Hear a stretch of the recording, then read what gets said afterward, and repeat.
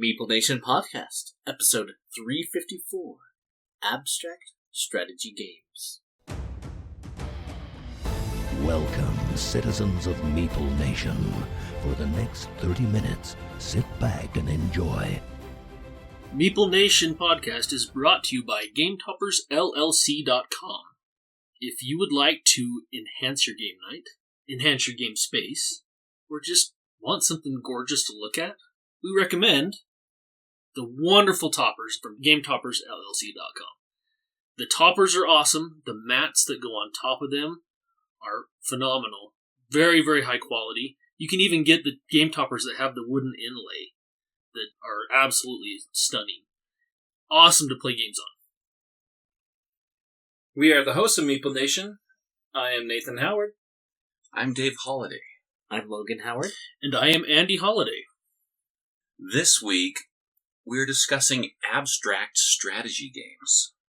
What is an abstract strategy game? An abstract strategy game is a board, card, or other game where gameplay does not simulate a real-world theme, and a player's decisions affect the outcome. Many abstract strategy games are also combinatorial, i.e., they provide perfect information and do not rely on physical dexterity nor random elements such as rolling dice or drawing cards or tiles. Some board games can also be played on pen and paper. Abstract strategy games are often, but not always, themeless, without storyline, built on simple and or straightforward design and mechanics. Perfect information games. Games that promote one player overtaking their opponents. Little to no element of luck, chance, or random occurrence. So I'll have to admit, when I picked this subject, a lot of it was inspired by the Queen's Gambit that's been flooding news feed last year. So when I was coming up with episode ideas, I thought, oh, you know what? That game's all about chess. Falls right into this category, right? So chess has no real theme, a feudal theme sort of to it, but those pieces can be changed out for anything. It's easily replaceable. It's like Sudoku with numbers, where it's played with numbers traditionally, but it can be played with shapes or colors. It's interchangeable. It doesn't really have that, this is my Star Wars themed chessboard, or I personally have a really nice marble chessboard that I have a terrible father because my oldest daughter asked me to teach her, or my youngest daughter wanted me to teach her chess, and I never took the time to teach her chess. I taught her other games, but not chess, so I'm a bad father. This game has been around for hundreds of years. I failed to teach my daughter how to play chess. It's not too late. It's not too late, no. Yeah, there's definitely opportunities to teach that.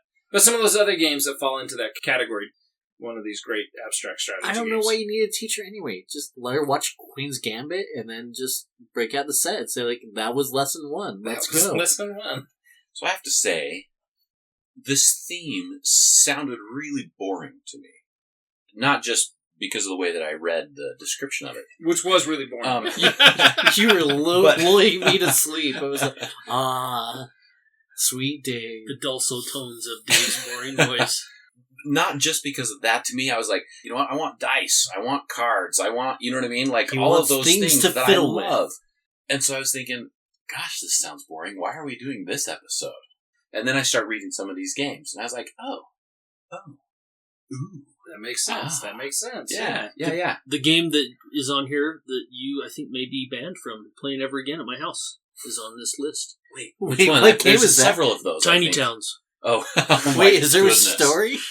Last time we played it was about 2 months ago or so. I think your turns lasted at minimum a half an hour.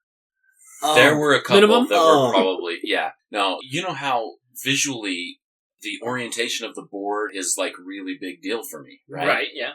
I'm paralyzed with the stuff was not the way that I would have ideally set it up, and it just crippled me. I couldn't do the simplest things in that game. I could actually see that game being crippling for you. It's actually a very apt word for you to use. For you, it is, right? It really was. Yeah. It was, and it took me a while to realize what it was. The whole time, I was like, maybe you guys should just play without me, right? Like, because I'm like, because I don't know what it is, but I couldn't do anything. And I finally realized, oh my goodness, that's it. And so once I figured that out, it was a little bit better, but not much. I was trying to figure out ways to compensate for having the board be crooked and right side up or whatever you want to call it. Felt horrible. That whole game, I felt just awful. And I'm just kidding, you haven't been banned. We just need to turn the cards the right direction next time. Yeah, sometimes, I mean, you have somebody like Dave that has some OCD issues. We all give Dave a hard time about being analysis paralysis, and Andy, you talk about that we're providing therapy for him as we challenge him in games like this. But, I mean, that's a real thing, right? If you don't want to alienate the people that you're playing with, there are points that you have to kind of adapt to as a group.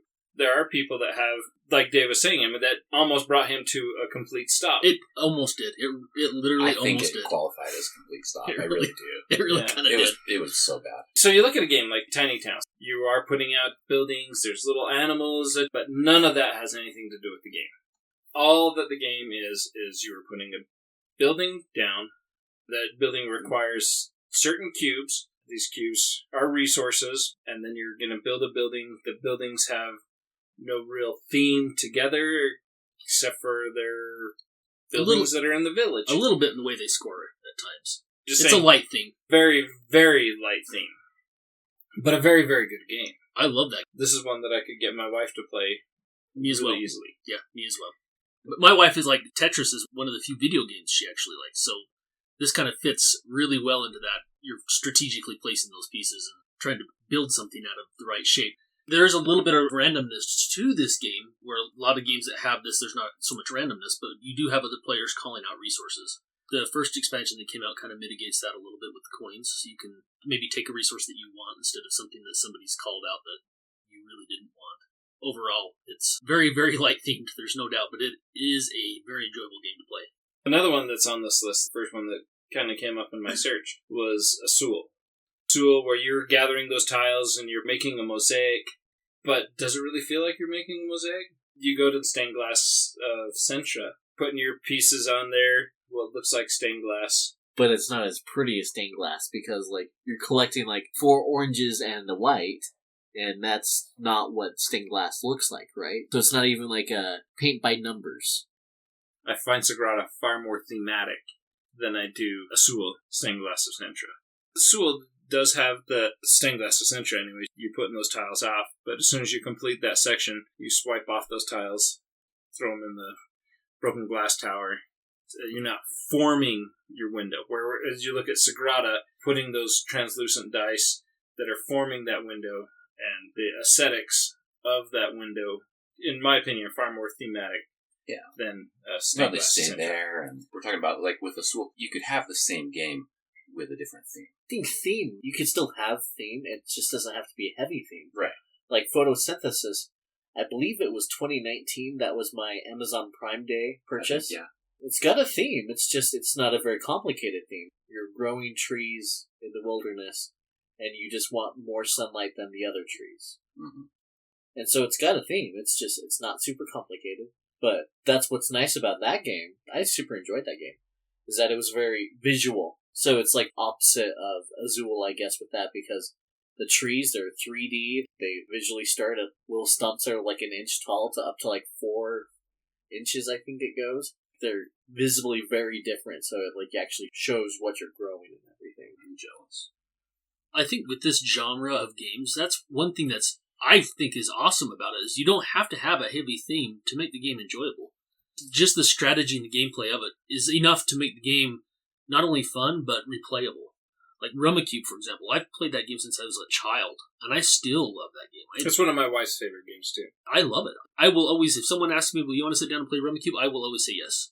That is a game I will always be willing to play. Looking at these, and some of these are old school games, did you guys ever play Othello? I loved Othello. Long time ago. That would fall into this category as well. That was a fun game. We played that all the time as kids. Mm-hmm. But you go back to a lot of those earlier games. Before there were so many games that are in the hobby, you had games like backgammon, chess, checkers, dominoes. That was as complicated as it got. That was as complicated as you got. In schools, you all had the chess clubs. to look back and realize how complex and how evolved and how much work went into playing chess. I look at me in the gaming hobby. I play games to have fun. And look at some of these chess clubs and the amount of effort, work, and intensity that goes into playing competitive chess is insane, right? I mean, I have a whole new perspective of competitive gaming when you look at the intensity, I think is a great word to use there, of chess club. Yeah, I would definitely agree with you there. But even a game like Connect 4, these simple, abstract games, there's strategy that's there, right? You're planning out, you know how many tiles your opponent has, you have that perfect knowledge about how they play it, where they play it, can make a huge difference. I mean, nothing is more evident when playing chess. Never thought about it before, but the amount of effort that goes into playing chess is insane. In my background, playing chess, it was just casual. There's professional video game players and professional Magic players. And they spend a lot of money in that, too. I was talking to somebody just this week at work about Magic the Gathering. And they were saying that this individual was spending well over $1,000 in a single deck because he wanted it to be that competitive. There's people that do that a lot. Good for those guys. There was a time when I dropped a lot of money into Magic the Gathering when it first came out in the 90s. Yeah, that's why I can't touch anything customizable. I can't either. I had issues. I would be dumping money into Star Wars, Star Trek. I'm looking at selling some of my Magic cards to this individual soon because they just sit in my closet like I never play them anymore. So, more than willing to take some of his overtime money for my own. You look at other games that we have on this list, like a game of Reef. And have any of you guys played Reef? Nope, I have not. It sounds familiar. So I don't know if I've played it or I've just seen it. It's a quarrel building game, and I think there's quite a bit of theme to it. You are building your quarrel reef. However, the pieces are limited. You know how many pieces that are there. And this is something that my wife is exceptionally good at. Anything that has anything to do with matching colors and building structures is another game that I've never been able to beat my wife at, is Reef. She actually really enjoys that fact, too, with that game. There's a twinkle in her eye every time she defeats me at Reef. So one of the games that's on there is called Hive. This is a game, I think we talked about it. None of you guys have played that. I don't know where we got it. I think my wife got this game because it looked like something that the kids could play. My 6-year-old, Briggs, he loves this game. It's a really simple game. Same kind of thing we've talked about. It's got a very, very simple theme to it. It's a hive of insects. It's a 2-player game. There are hexagonal tiles. Each player has the same tiles, just one player is white, one player is black. There's different insects on the tiles. The different insects have different movement that they can do, kind of like chess pieces, how they have just different possible moves that they can make. And you're just trying to trap the other player's queen bee. It's extremely simple, very quick. It's a good one for, I don't know, I think a lot of people would enjoy this game, but ultimately it's a good one for young kids that you want to get into playing some games. I've seen that with Brigmac. In fact, he's always now wanting to play games, and this game is one that really, really did it. And so now he's always, let's play a board game, let's play a board game, let's play a board game. I have a hard time with it, but this is one I'm like, okay, yeah, let's play Hive. We'll play that. We generally play it a couple of times. He's satisfied for a few minutes. But Dave, you definitely need to encourage that, and you need to be willing to play some of his games so that he can grow into your games. Yeah. So another great one that, Dave, I know you're very familiar with is Carlos Magnus. Love this game. A game where there's a board that has city tiles on it. On your turn, you have cubes that you're going to try to put on these city tiles to influence on that city tile particular color.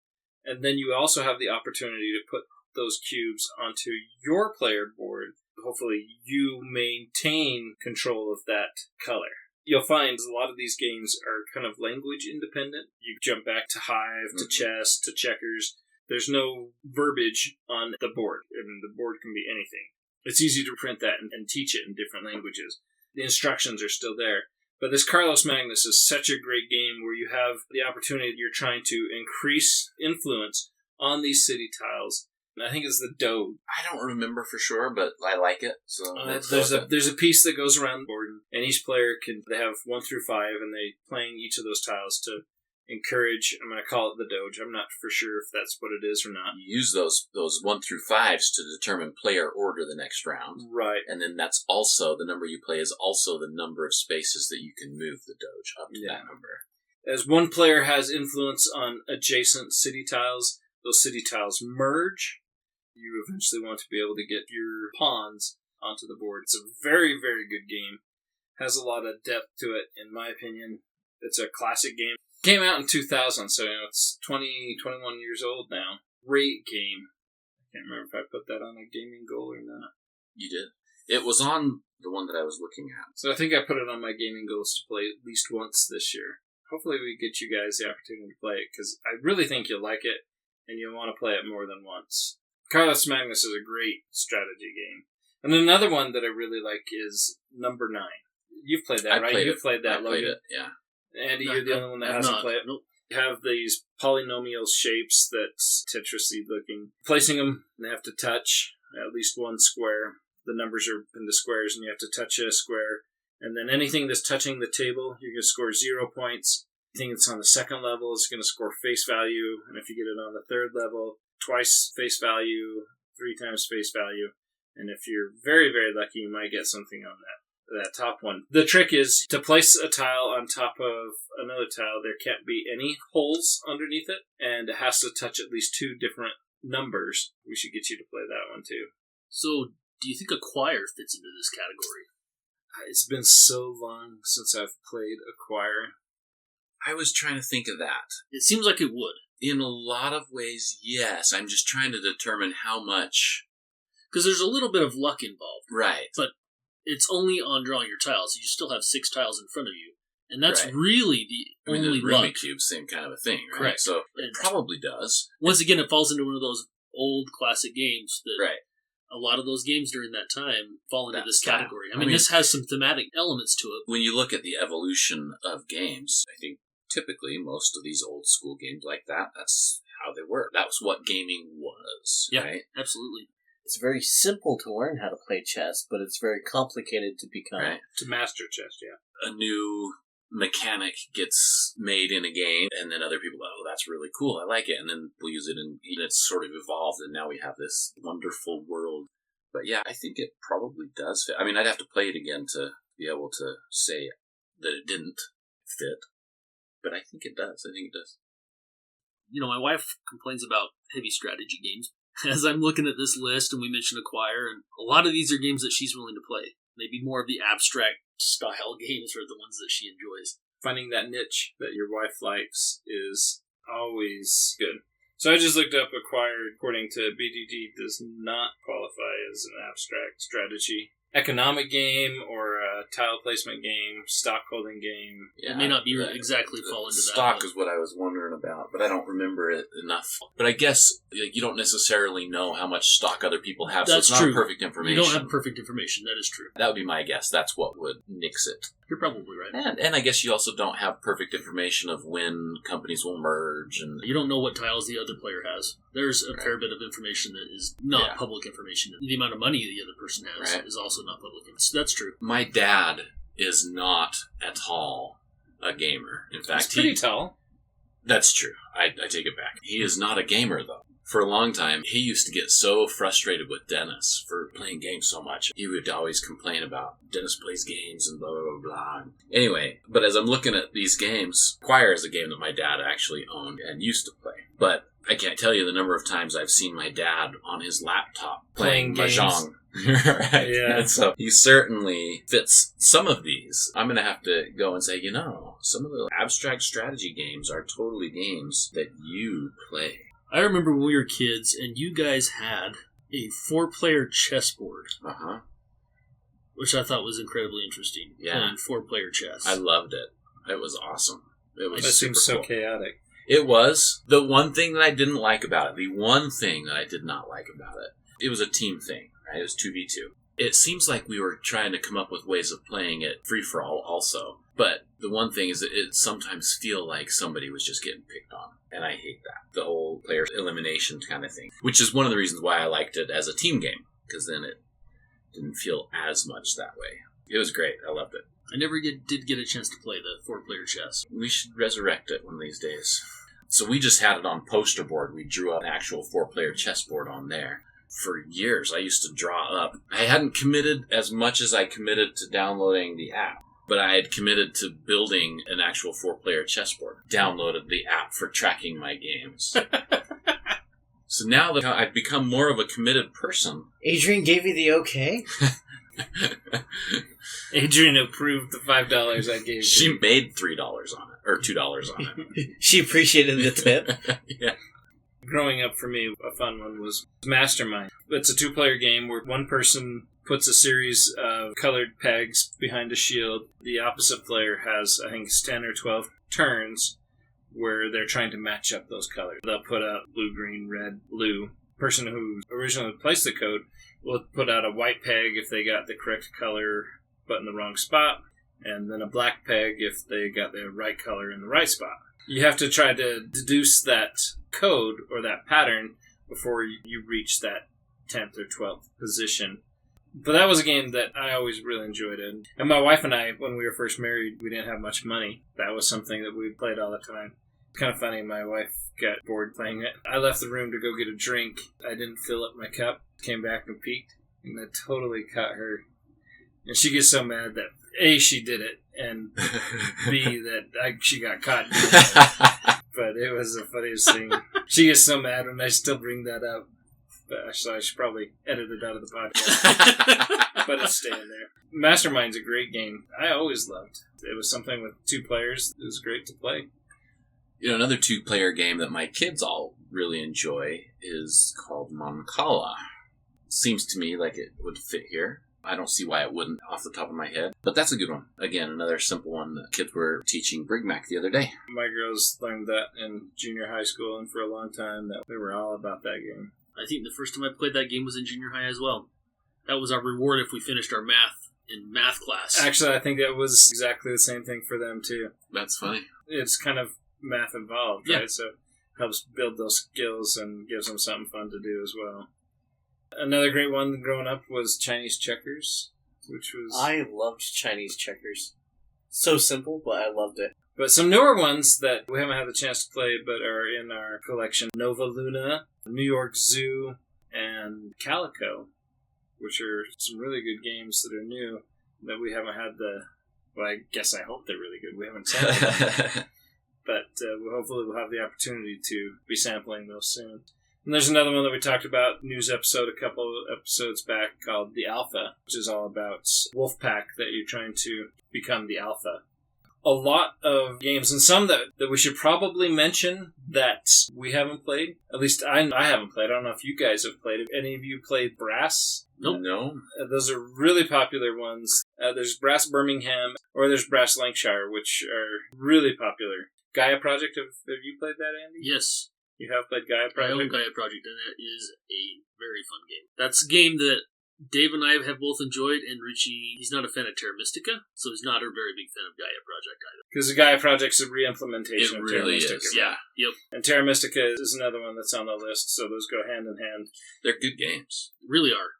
I would love to give them a try. I'll have to bring them. And then another one that's quite popular is Food Chain Magnet, which is all about building your food chain. A lot of people really enjoy those games. And looking at this category of games, those are some that were right at the top of the list that, unfortunately, I hadn't played, so I put them on as just something that we should probably mention and talk about. For those people who are out there who have those games, let us know and give us your opinion on those. Actually, we'd love to hear any of the old school stuff, since we talked a lot about that. Anything old school that we missed, or any of the new stuff that fits this. Or anybody that's played Hey, That's My Fish. Sounds interesting. Brent owns Hey, That's My... We've played it online. And you played it online? Mm-hmm. So anyways, that's a sampling abstract strategy games. Next week is news. We'll be doing our first news of the summer. How about the first news of the year? Well, hopefully we have some new Kickstarters to bring up and some new games that are getting announced that are available.